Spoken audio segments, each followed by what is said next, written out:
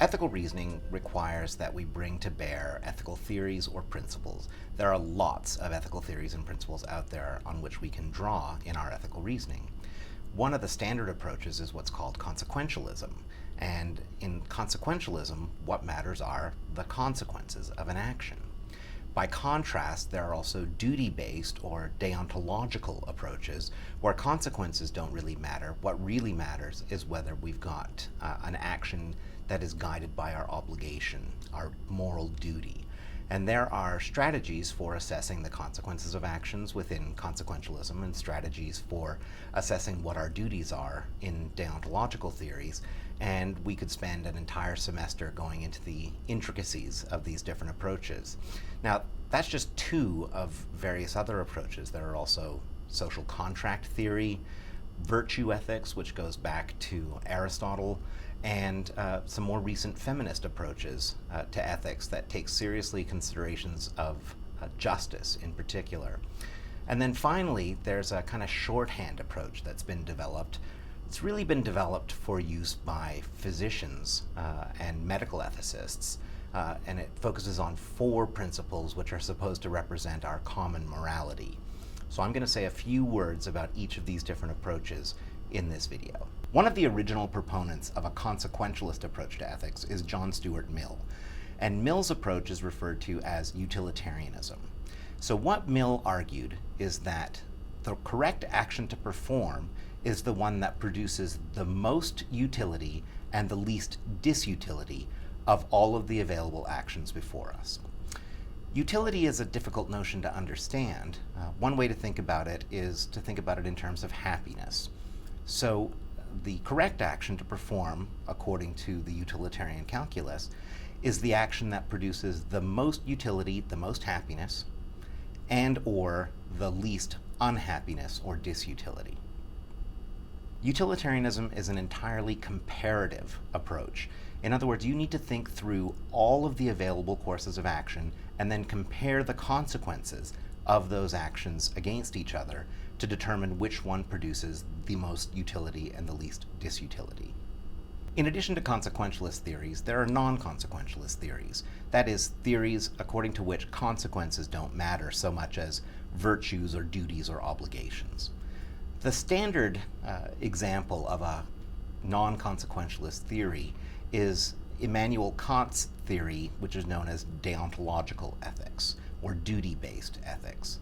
For Kant, what one needs to do is identify which of the possible available actions is the one that is in accordance with our ethical duty.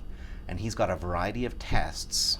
They're what's referred to as the 3 formulations of the categorical imperative, a variety of these tests that need to be applied in order to determine what our ethical obligation is in a particular case. Immanuel Kant's theory, which is known as deontological ethics, requires that we apply 3 specific tests to a possible course of action in order to determine whether that action is in fact morally obligatory or ethically the duty that we need to undertake. The big difference between Mill and Kant is that for Mill, consequences matter, and for Kant, consequences don't. So this means that it's possible on a utilitarian analysis where it's clear that a lie will yield the greatest amount of utility and the least amount of disutility, that the morally correct action is to tell a lie.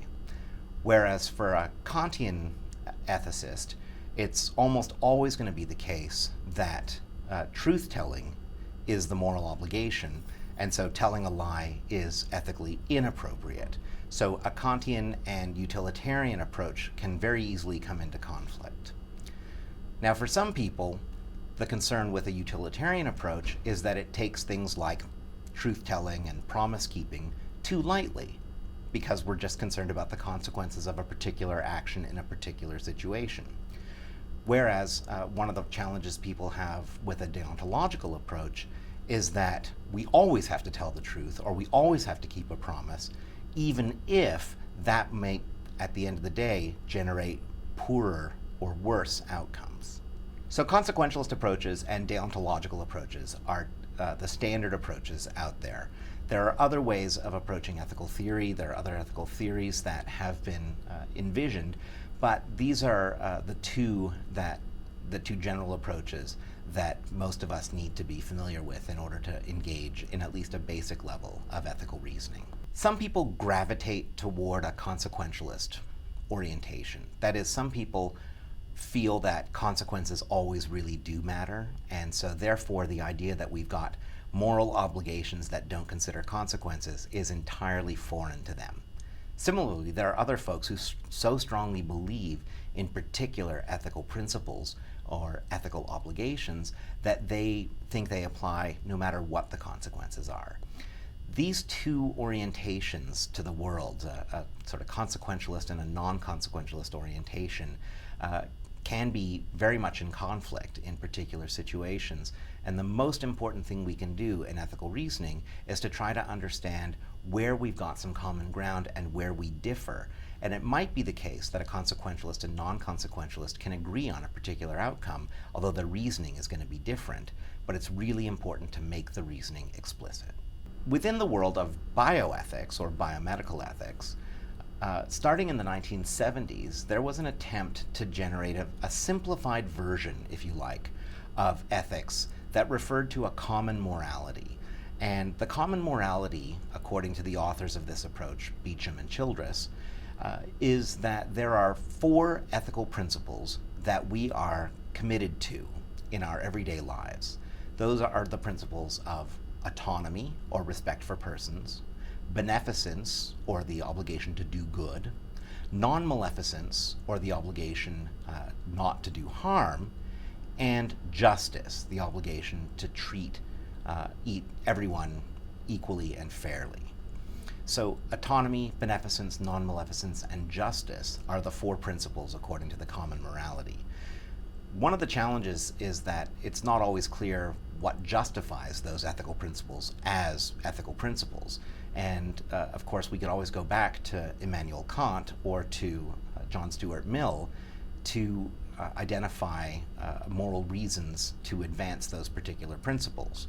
But nonetheless, the principles approach, or principlism as it's sometimes called, has taken off over the last 40 years and has become a kind of shorthand way to engage in ethical reasoning.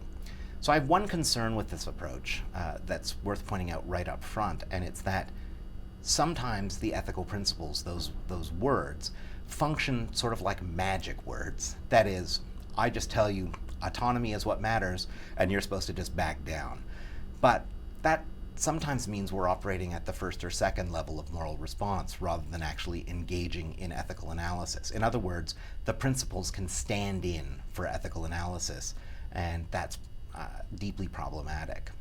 A second concern that I have with principlism is that those 4 principles might not exhaust the ethical principles to which we ought to be committed as part of our common morality. And just as an example of this, in 2005, the United Nations Educational, Scientific, and Cultural Organization, or UNESCO, put forward a charter on bioethics and human rights, within which there are at least 15 ethical principles that are recommended. And these include principles like autonomy and justice, but also principles like community and solidarity and respect for diversity and respect for the environment. So some of these principles are the same, but others extend beyond the 4 principles that Beecham and Childress laid out for us in their account of common morality. And so it might be the case that we've got to admit more ethical principles into principlism in order to be able to function. A third concern about principlism is that when we've got a conflict between 2 or more of the ethical principles, that is, when it's possible to respect a person, but at the same time that respect for persons or that protection of autonomy yields actually doing some harm to that person, what we end up with is a conflict between autonomy and non-maleficence. And how to proceed when we've got that conflict is not always clear. An example of that might be we might have in terms of respect for autonomy, we might have an obligation to tell the truth, but at the same time, telling the truth might actually yield some very negative consequences for the individuals involved. And in that case, where we've got both autonomy and non-maleficence on the table, we're not sure how to proceed. So the principles can help us with our ethical reasoning, but they oughtn't to stand in for ethical reasoning. It's important to familiarize yourself with the details of utilitarianism and deontological or non-consequentialist approaches to ethics, and with the various nuances associated with principlism or other ethical theories that are out there. We've provided a small slide deck that can help start that exploration, but we strongly encourage you to look broadly, to look to a number of internet resources in order to be able to make sure that you can wrap your head around what it is that these approaches look like in practice and how we might decide between them.